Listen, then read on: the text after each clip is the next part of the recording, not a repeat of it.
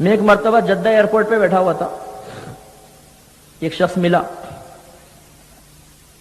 اور یہ میں کوئی گھڑ کے واقعے نہیں سنا رہا ہوں، مقررین بعض اوقات ایسی باتیں بنا کے بھی سنا دیتے ہیں مزہ پیدا کرنے کے لیے، تو سچا واقعہ بتا رہا ہوں۔ مقررین پہ تنقید بھی مقصود نہیں، لیکن یہ ضرور عرض ہے کہ بعض اوقات نبی کی طرف بھی ایک غلط روایت منسوب کر دی جاتی ہے مزہ پیدا کرنے کے لیے، میں نے خود سنی ہے، اس سے اجتناب لازم ہے۔ تو ایسی بات چلی تو کہنے لگا، ایک مشہور آدمی کا نام لیا، آپ اس کے بارے میں کیا کہتے ہیں؟ میں نے کہا اس نے کفری عبارت لکھی ہے اور اس کو بہت سمجھایا گیا لیکن وہ نہ مانا، تو اس پہ حکم کفر ہے۔ کہنے لگا کہ بھائی آپ ایک عبارت لے کر بیٹھ گئے، کیا اس نے قرآن کی تفسیر پہ کام نہیں کیا؟ کیا اس نے حدیث پر کام نہیں کیا؟ کیا اس نے اخلاقیات کا درس نہیں دیا؟ کیا وہ ساری زندگی دین کی خدمت نہیں کرتا رہا؟ تم سب چیزیں فراموش کر کے ایک عبارت کو لے کر بیٹھ گئے؟ میں نے کہا ذرا دیانتداری کے ساتھ مجھے ایک جواب دیجیے گا۔ ایک شخص آپ کے والد کے پاس آیا اور ان کی تعریفیں شروع کر دیں، 1 گھنٹے تک تعریفیں کرتا رہا، آخر میں ماں کی ایک موٹی سی گالی دے دی، تو آپ 1 گھنٹے کی تعریفوں کو دیکھیں گے یا اس ماں کی گالی کو دیکھیں گے؟ اور وہ کچھ نہ بول سکا، بہت چنگا ہو گیا۔ تو بھائی گستاخی پکڑی جاتی ہے، اتنا سارا کا کمال کیا، ایک گستاخی ہوگی سب ختم۔ شیطان نے کیا کیا تھا؟ 80,000 برس تک اللہ کی عبادت کرنے والا، فرشتوں سے زیادہ عالم، فرشتوں کے ساتھ آسمان پر رہنے والا، اللہ کا انتہائی مقرب، جب حکم ہوا آدم کو سجدہ کرو، عقل استعمال کی، توحید کا منکر نہیں تھا، نمازوں کا انکار نہیں کرتا تھا، اللہ تبارک و تعالیٰ کو معبود مانتا تھا، لیکن تعظیم نبی کا منکر ہوا۔ آدم کو کیوں سجدہ کروں؟ میں تجھے کروں گا، میں اس سے افضل ہوں، تو نے آدم کو مٹی سے پیدا کیا، مجھے آگ سے پیدا کیا۔ اللہ تعالیٰ نے کیا فرمایا؟ ابا واستکبرا وکان من الکافرین، اس نے انکار کیا، تکبر کیا، اور ان کا کافروں میں سے ہو گیا، کفر کرنے والوں میں سے ہو گیا۔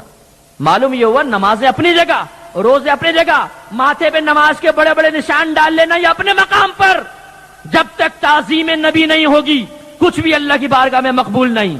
ایک بھی گستاخی ہوئی سب ختم۔ اللہ تبارک و تعالیٰ بڑا بے نیاز ہے، وہ عبادتوں کا محتاج نہیں، وہ نمازوں کا محتاج نہیں، وہ روزوں کا محتاج نہیں، فرشتے عبادت کرنے کے لیے کافی ہیں۔ خود قرآن کہہ رہا ہے بعض فرشتے قیام کی حالت میں ہیں، بعض ہمیشہ رکوع کی حالت میں ہیں، بعض ہمیشہ سجدے کی حالت میں ہے۔ خود قرآن کہہ رہا ہے پوری کائنات میں کوئی شے ایسی نہیں جو اپنے رب کی سراتی ہوئی پاکی نہ بولے، ہر شے ذکر کر رہی ہے، وہ ہمارا محتاج ہے۔ ہم سمجھتے ہیں گستاخی جتنی مرضی کرو، خالی نمازیں پڑھو، روزے رکھو، زکات دو، حج کرو تو انشاءاللہ مقبول ہو جائیں گے، نہیں، یہ فارمولہ جد امجد کا ہوگا۔ جد امجد شیطان تھا، یہ اس کا فارمولہ ہے اور فارمولہ ناکام ہوا۔ قرآن سمجھا رہا ہے، فیل ہو گیا، اس کی عقل گئی، راندہ درگاہ ہو گیا، قیامت تک کے لیے لعنت پڑتی رہے گی۔ سرکار بخاری کی روایت ہے، مال غنیمت تقسیم فرما رہے ہیں، پیچھے سے ایک شخص کھڑا ہوا، روایت میں آتا ہے کہ سر گنجا تھا، گھنی داڑھی تھی، آنکھیں اندر کو دھسی ہوئی تھی، نشانیاں بڑی ٹائٹ، کھڑا ہو گیا، اور روایت میں آتا ہے نجد کا رہنے والا تھا، اس میں منصوب استعمال کریں تو نجدی تھا۔ کہنے لگا اے محمد انصاف سے کام لو۔ ہمارے نبی کو نام سے تو مخاطب کیا، محمد انصاف سے کام لو۔ نبی کریم صلی اللہ علیہ وسلم کے چہرے انور پہ جلال کے آثار نمایاں ہوئے، فرمایا اگر محمد انصاف نہیں کرے گا تو کون انصاف کرے گا؟ پوری کائنات میں محمد سے زیادہ کوئی انصاف کرنے والا نہیں۔ عمر فاروق رضی اللہ تعالیٰ عنہ نے تلوار نکالی، یا رسول اللہ اجازت دیجئے اس منافق کی گردن اڑا دوں۔ معلوم ہوا کہ جو نبی پہ تنقید کرے وہ منافق ہے اور لائق سزا ہے۔ صحابہ کرام کا عقیدہ تھا وہ زندہ رہنے کے قابل نہیں ہے، لیکن بہرحال عوام کو قانون ہاتھ میں لینے کی اجازت بھی نہیں ہے۔ سرکار نے فرمایا رہنے دو، اس کو جانے دو۔ وہ چلا گیا، غیبی نظر تھی، سرکار نے فرمایا اس کی نسل سے ایسے لوگ نکلیں گے جو اتنی کثرت سے نمازیں پڑھیں گے کہ تم اپنی نمازوں کو ان کی نمازوں کے مقابلے میں حقیر جانو گے، اتنی کثرت سے قرآن پڑھو گے کہ تم اپنے قرآن کو ان کے مقابلے میں کمتر تصور کرو گے، لیکن یہ اسلام سے ایسے خارج ہو جائیں گے جیسے تیر کمان سے نکل جاتا باہر۔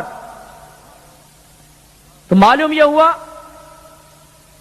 کہ یہ کہنا کہ جی وہ کلمہ تو پڑھتا ہے، جو نماز تو پڑھتا ہے، روزہ تو رکھتا ہے، پھر برا کیوں؟ مسلمان تو ہے نہیں۔ اگر کوئی گستاخ رسول واقعی گستاخی رسول کرے گا، واقعی گستاخی رسول ہوگا، تو اسلام رہا کہاں؟ پھر اس کی نماز نہیں ہے، یہ اٹھک بیٹھا کے کوئی فائدہ نہیں۔ عقیدہ اور ایمان مضبوط ہونا چاہیے۔ لہذا میرے پیارے بھائیو، قطعاً کبھی بھی نبی کریم صلی اللہ علیہ وسلم کی شان میں ادنا سی بھی گستاخی نہ ہونے پائے۔ کسی کو ایسے کو دوست مت بنائیے کہ جس کے بارے میں ذرہ برابر گمان ہو کہ یہ نبی کے کمالات کا انکار کرنے والا ہے۔ کبھی بھی مت کیجیے گا، رسک مت لیجیے گا یہ سوچنا کہ جی میں کوئی